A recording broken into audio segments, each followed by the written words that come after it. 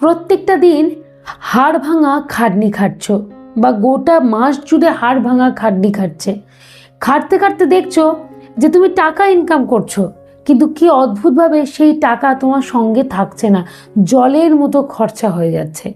প্রথম 15 দিন কোনোরকমভাবে চালিয়ে নিচ্ছ, মানে ঠিকঠাকভাবে। 15 দিন যেই শেষ হয়ে যাচ্ছে দেখছো তোমার হাত শূন্য, তোমার পকেট শূন্য বা তোমার ওয়ালেট শূন্য। এই পরিস্থিতি দাঁড়িয়ে কি করবে? জানি এই সমস্যা এখন ঘরে ঘরে। তোমরা আমাকে যথেষ্ট কমেন্ট করো, সেগুলো আমি পড়ি তো, এবং এটা জানতে পারি যে এই সমস্যাটা এখন ঘরে ঘরে। আমি আজকে তাই ভাবলাম এই রিলেটেড টপিকটা নিয়ে আমি যদি কিছু ভিডিও করতে পারি বা তোমাদের যদি কিছু বুদ্ধি পরামর্শ দিতে পারি, বা কেন এই পরিস্থিতি আমাদের জীবনে তৈরি হচ্ছে সেটা নিয়েও কিছু বলতে পারি। আমি আজকে এই সমস্যাটাও নিয়েও আলোচনা করব, আবার সমাধানটার পথও তোমাদেরকে বলে দেব। তাই অনুরোধ থাকলেও গোটা ভিডিওটিতে তোমরা আমার সাথে থাকো। তাই বেশি সময় নষ্ট না করে আজকের আলোচনাটি শুরু করে দিচ্ছি। প্রথম পয়েন্ট, অদৃশ্য খরচ।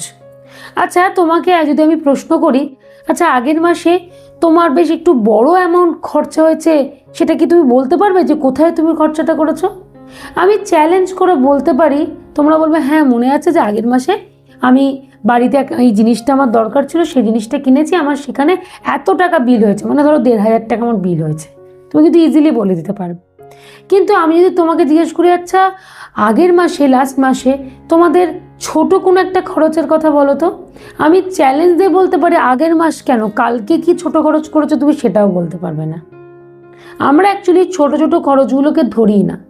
ধরো বাড়ির বাইরে বেরিয়েছি, একটা জলের বোতল কিনেছি জল খাওয়ার জন্য 10 টাকা দাম দিয়ে, সেটার কথা মনে রেখে দিই বা সেই খরচাটাকে কি ধরি? করি না কিন্তু।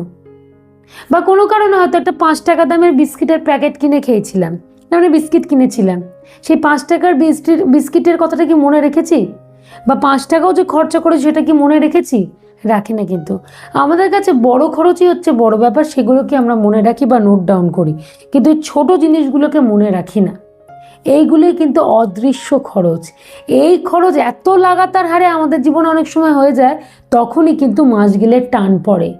কঠোর পরিশ্রম করে আমরা টাকার মুখ দেখতে পারি না, এই অদৃশ্য খরচই কিন্তু এর জন্য দায়ী থাকে। তাই আমাদের সমাধানটা কি হবে?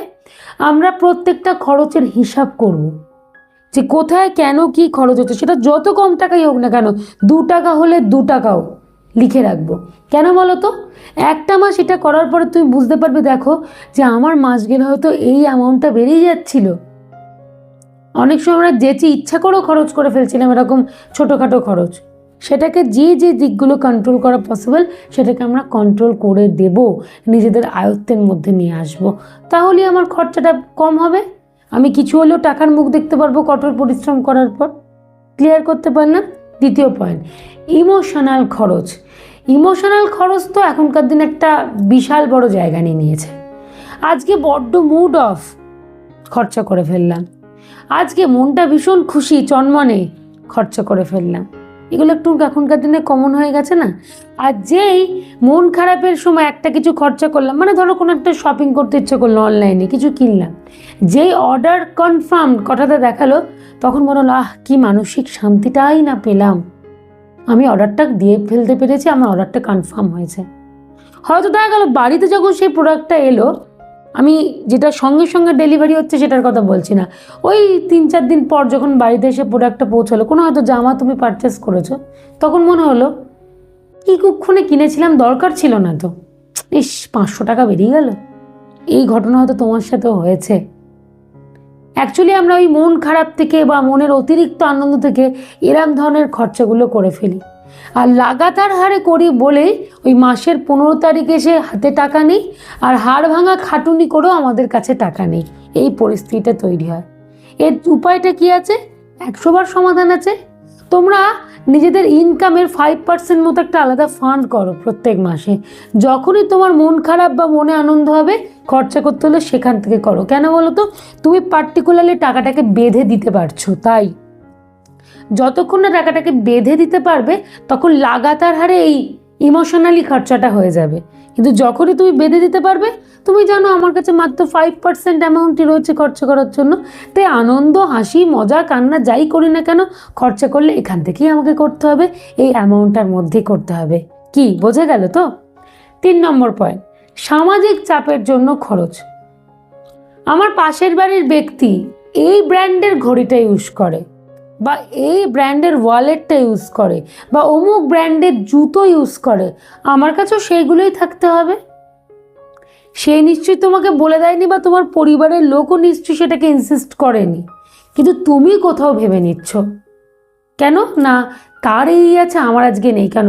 আমি তাহলে তো সমাজের চোখে ছোট হয়ে যাব। আমি আমার সোসাইটিতে মিশবো কি করে, 5 জনের সাথে মিশবো কি করে, কারণ আমি তো কমজোরি হয়ে যাচ্ছি।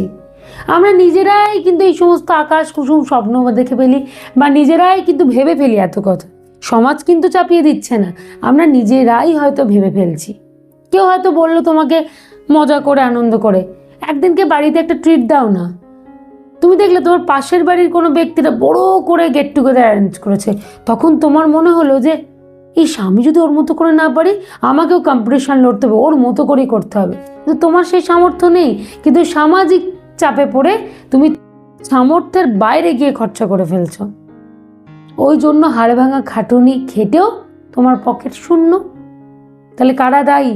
আমরা নিজেরাই কিন্তু দায়ী। এই 3টে বিষয় একটু মাথায় রেখো।